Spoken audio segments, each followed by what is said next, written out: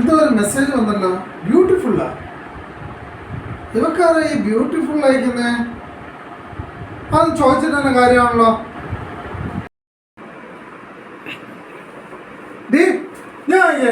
നിന്റെ ഫോണിനകത്ത് ആരാ മെസ്സേജ് അയച്ച ഈ ബ്യൂട്ടിഫുൾ എന്ന് പറഞ്ഞോണ്ട്?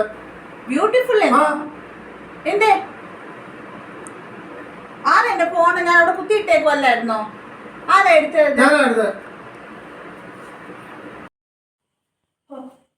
ബ്യൂട്ടിഫുൾ ആരാണാവോ എനിക്ക് ബ്യൂട്ടിഫുൾ എന്ന് മെസ്സേജ് ഇടാൻ?